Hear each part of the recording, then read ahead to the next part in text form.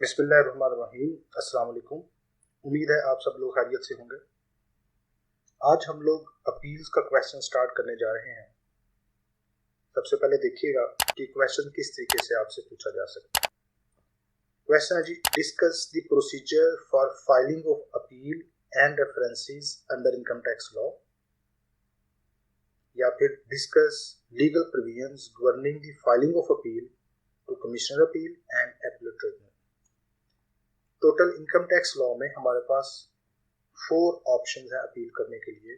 अगर हम tax department से सेटिस्फाइड नहीं होते किसी ऑर्डर की वजह से, तो हमारे पास राइट है कि हम सबसे पहली अपील कर सकते हैं कमिश्नर अपील्स के पास। इसी तरीके से अगर हम कमिश्नर अपील्स के डिसीजन से भी सेटिस्फाइड नहीं होंगे तो हमारे पास सेकंड कोर्ट ऑफ अपील होगी, अपीलेट ट्रिब्यूनल इनलैंड रेवेन्यू, जिसको कि हमने लास्ट लेक्चर में डिटेल से डिस्कस भी किया। और थर्ड ऑप्शन हमारे पास, अगर हम अपीलेट ट्रिब्यूनल के डिसीजन से सेटिस्फाइड नहीं on the point of law, तो हम हाई कोर्ट में, एंड लास्ट ऑप्शन इज हम सुप्रीम कोर्ट में अपील कर सकते हैं। ओके जी, अब सबसे पहले इट मींस हमारे पास 4 कोर्स ऑफ अपील है, तो इनको वन बाय वन डिस्कस करते हैं। लेकिन सबसे पहले देखिएगा इंट्रोडक्शन में इसको हमने सम अप किया है अपील से रिलेटेड चीज़ों को, और इसमें यही लिखा हुआ कि अगर आप कमिश्नर के किसी डिसीजन से सेटिस्फाइड नहीं, commissioner of inland revenue, officer of inland revenue या इंस्पेक्टर ऑफ इनलैंड रेवेन्यू, किसी भी इनकम टैक्स अथॉरिटी के डिसीजन से अगर आप सेटिस्फाइड नहीं हो, तो आपके पास राइट है कि आप उस ऑर्डर के अगेंस्ट आप किसी कोर्ट में अपील कर सकते हो। तो देखिएगा अपील को डिफाइन कैसे किया गया है। ऑक्सफोर्ड डिक्शनरी में अपील को डिफाइन किया गया जी, apply to the higher court for revision of lower courts order, कि आप एक बड़ी अदालत में अप्लाई कर रहे हो छोटी अदालत के डिसीजन को रिवाइज करने के लिए।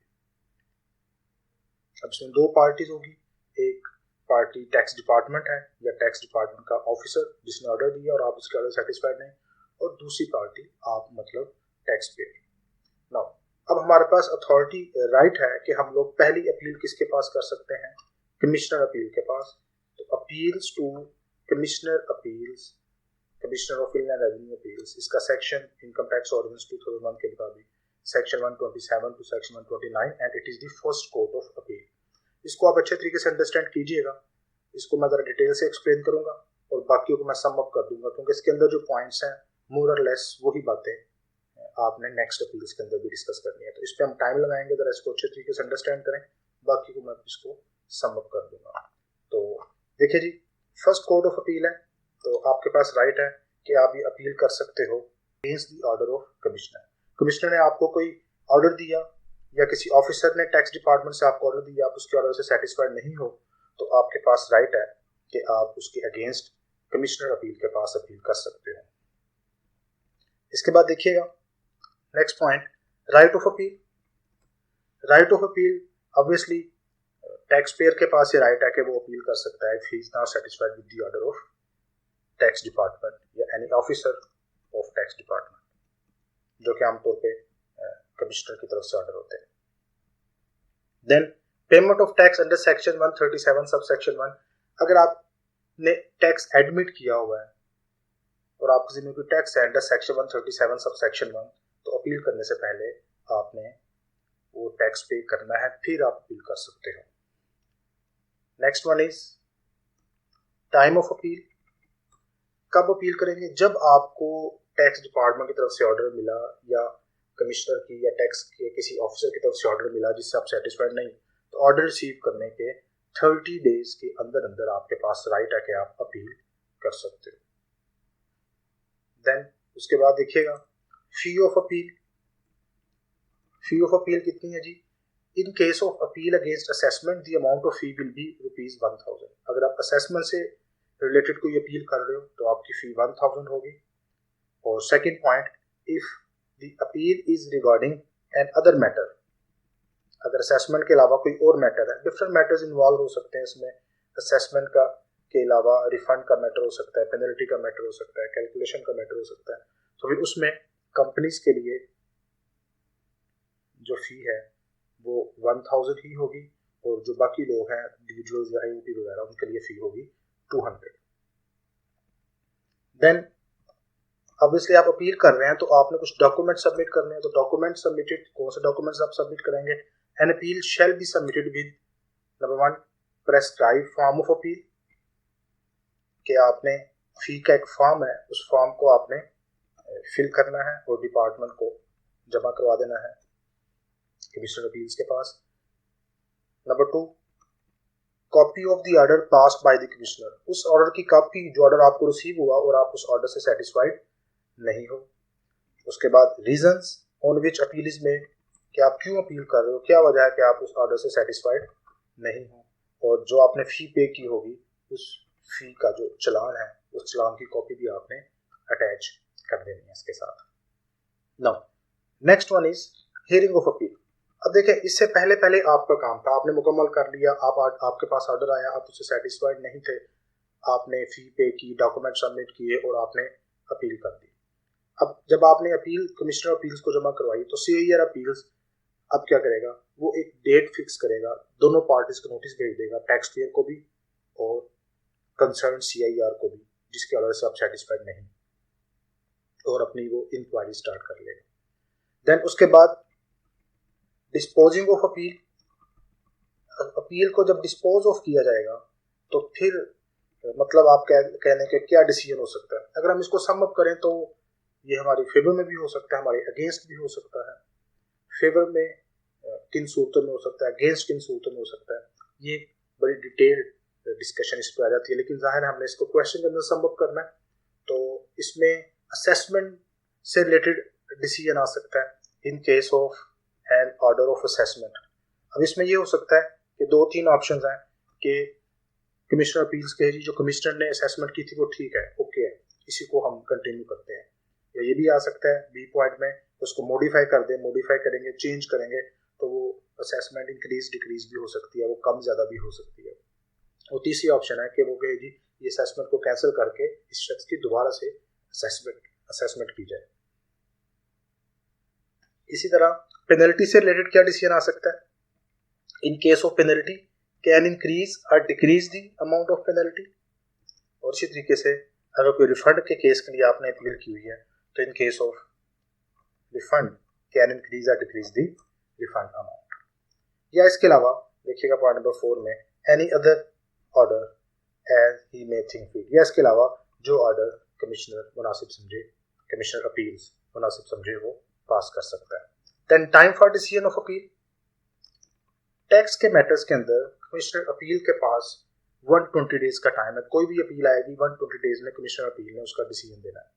तो अगर बाज़ दफ़ा केसेस ज़्यादा है और वो कुछ केसेस को 120 डेज के अंदर सॉर्ट आउट नहीं कर सका, उसका डिसीजन नहीं दे सका, तो फिर वो रिटर्न एप्लीकेशन देगा बोर्ड को और बोर्ड उसको उन केसेस के लिए फर्दर 60 डेज का टाइम देगा, मतलब 120 days, and if case is not disposed within 120 days then further time will be 60 days. और अगर 60 डेज में कमिश्नर अपील्स की तरफ से डिसीजन नहीं आता तो डिसीजन टैक्स पेयर की फेवर में माना जाएगा।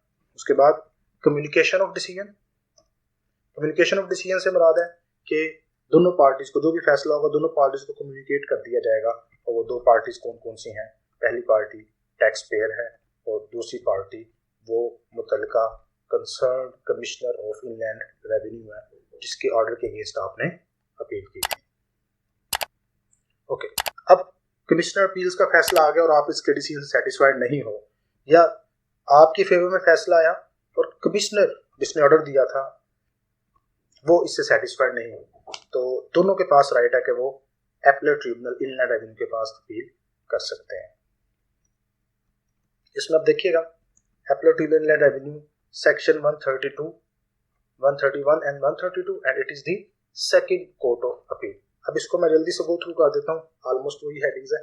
पहली अपील आपने की थी against the order of commissioner, किसके पास अपील की थी, कमिश्नर अपील्स के पास। अब पहली अपील का फैसला दिया कमिश्नर अपील्स और आप उससे सेटिस्फाइड नहीं, तो आप against the order of commissioner appeals आप एपलेट ट्रिब्यूनल के पास जाओगे, मतलब फर्स्ट कोर्ट के डिसीजन के अगेंस्ट आप हायर कोर्ट जो कि एपलेट ट्रिब्यूनल रेवेन्यू उसके पास जाओगे।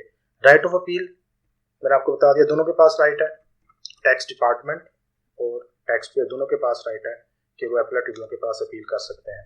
उसके बाद टाइम ऑफ अपील, इसमें जो टाइम है वो 60 डेज का है। वही ऑलमोस्ट हेडिंग्स है, वही पॉइंट्स है, जो चेंज है मैं बस आपसे वो अब जल्दी से डिस्कस कर रहा हूँ। फी ऑफ अपील, यहाँ पे जो फी ऑफ अपील है वो तमाम मैटर्स के लिए और तमाम लोगों के लिए ₹2000 है। मतलब यहाँ पे सिर्फ एक ही फी का रेट है which is 2000 for all cases and for all persons.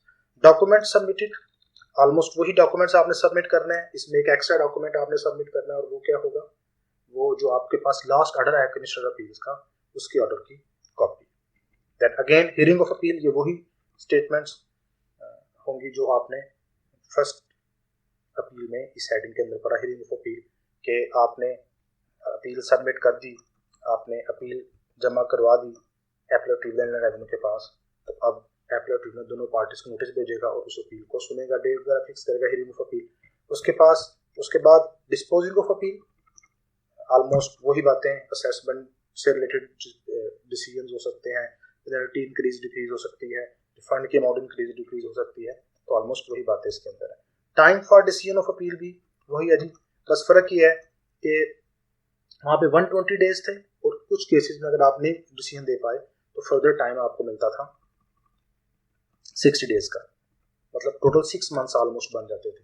यहाँ पे तमाम केसेस के लिए जो टाइम है वो 6 मंथ्स है, कि 6 मंथ्स के अंदर एपीलेट ट्रिब्यूनल ने एक केस का डिसीजन देना है, और जब किसी केस का डिसीजन दे दिया जाएगा तो कम्युनिकेशन ऑफ डिसीजन कम्युनिकेट कर दिया जाएगा। किस किस को कम्युनिकेट करेंगे जी, ऑब्वियसली जो टैक्स पेयर है जिसको ऑर्डर दिया गया और जो मुतलका CIR है, ये इनको डिसीजन कम्युनिकेट कर दिया जाएगा। उसके बाद फाइनल फैक्ट फाइंडिंग अथॉरिटी, ये बात हमने पहले भी डिस्कस की कि पॉइंट ऑफ फैक्ट पे एपीलेट ट्रिब्यूनल का डिसीजन फाइनल होता है, आप आगे अपील नहीं कर सकते हाई कोर्ट में, लेकिन अगर आप पॉइंट ऑफ लॉ पे सेटिस्फाइड नहीं है एपीलेट ट्रिब्यूनल के डिसीजन से तो आपके पास राइट है कि आप हाई कोर्ट में अपील कर सकते हो। Now third code of appeal is reference to high court, इसका सेक्शन 133 है और it is the third code of appeal.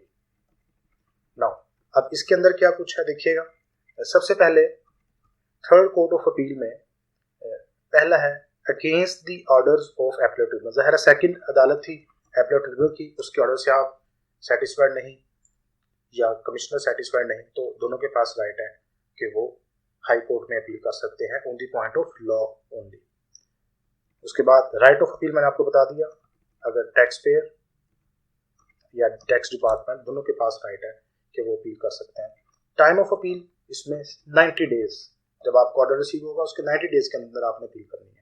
पहली अपील के लिए 30 डेज का टाइम, दूसरी कोड में अपील के लिए 60 फर्दर 60 डेज का टाइम, और तीसरी कोड में अपील के लिए फर्दर 90 डेज का टाइम आपको मिलता है डिसीजन आने के बाद से।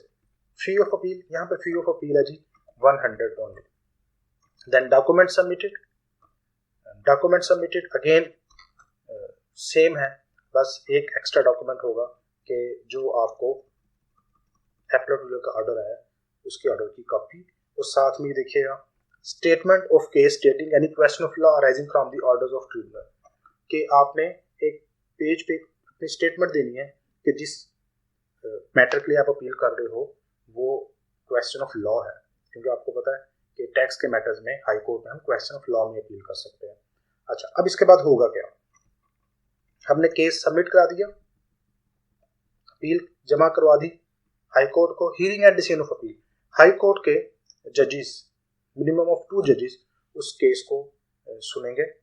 पहले तो ये देखेंगे कि क्या क्वेश्चन ऑफ लॉ इसमें है, अगर तो क्वेश्चन ऑफ लॉ है तो वो केस को प्रोसीड करेंगे और फिर वो अपनी जजमेंट देंगे, उसमें उसकी रीजन स्पेसिफाई करेंगे और उस जजमेंट की कॉपी वो एपीलेट ट्रिब्यूनल को भेज देंगे और एपीलेट ट्रिब्यूनल अपने डिसीजन को हाई कोर्ट की इंस्ट्रक्शंस के मुताबिक चेंज कर लेगा। ये इस पैराग्राफ में मेंशन था जो मैंने आपसे डिस्कस किया। एंड हाई कोर्ट की last heading recovery of tax. देखें, आप रिकवरी ऑफ टैक्स से इनकार नहीं कर सकते, आप हाई कोर्ट में जाके ये नहीं कह सकते जी मैंने ये टैक्स पे नहीं करना, जो टैक्स एपीलेट ट्रिब्यूनल डिसाइड कर दिया आपने वो पे करना है, हाई कोर्ट उसमें कोई क्वेश्चन राइज नहीं करेगा। हाँ, अगर आप उसका स्टे लेना चाहते हैं कि हमें फर्दर टाइम दे दीजिए पे करने के लिए, तो रिकवरी ऑफ टैक्स का आप स्टे ले सकते हो। And last code of appeal is appeal to supreme court, section 134, and it is the fourth code of appeal. Obviously अगर टैक्स पेयर या टैक्स डिपार्टमेंट हाई कोर्ट के डिसीजन से भी सेटिस्फाइड नहीं on the point of law, तो उनके पास right है कि ये सुप्रीम कोर्ट में अपील कर सकते हैं। यहाँ पे बस सुप्रीम कोर्ट से रिलेटेड एक बात हम डिस्कस करेंगे कि यही बात कि अगर आप हाई कोर्ट के किसी डिसीजन से सेटिस्फाइड नहीं होते तो आप सुप्रीम कोर्ट में अपील कर सकते हैं। ये पाकिस्तान के आइन की आर्टिकल 185 में लिखी हुई है, कॉन्स्टिट्यूशन ऑफ पाकिस्तान आर्टिकल 185। तो ये रेपिटेशन हो गई कि एक बात आपके मेन आइन में भी मौजूद है और वही बात आपने अपने टैक्स लॉ में भी लिख दी। तो section 134 has been omitted with effect from 1 July 2005। सिर्फ इसको टैक्स लॉ में से रिमूव कर दिया गया क्योंकि कॉन्स्टिट्यूशन ऑफ पाकिस्तान तो पूरे पाकिस्तान के लिए, उसके लिए अलग से आपको किसी अलग लॉ में कोई बात लिखने की जरूरत नहीं है अगर कोई चीज़ कॉन्स्टिट्यूशन ऑफ पाकिस्तान में ऑलरेडी मौजूद है। यहाँ पे इस चीज़ का ख्याल रखिएगा, सुप्रीम कोर्ट का डिसीजन जो होगा वो फाइनल और कंक्लूसिव होगा। सुप्रीम कोर्ट जो भी डिसीजन देगी वो कम्युनिकेट कर दिया जाएगा एपीलेट ट्रिब्यूनल को और एपीलेट ट्रिब्यूनल अपने ऑर्डर को सुप्रीम कोर्ट के डिसीजन के मुताबिक चेंज कर लेगी। तो ये हमने पूरे क्वेश्चन को समअप कर लिया। अगर आप फर्स्ट अपील को अच्छे तरीके से तैयार कर लेते हैं तो बाकी तीनों अपील्स भी आप आसानी से तैयार कर पाएंगे। उम्मीद है आप लोगों को समझ आ चुकी होगी। अपना ख्याल रखिएगा। अल्लाह हाफिज़।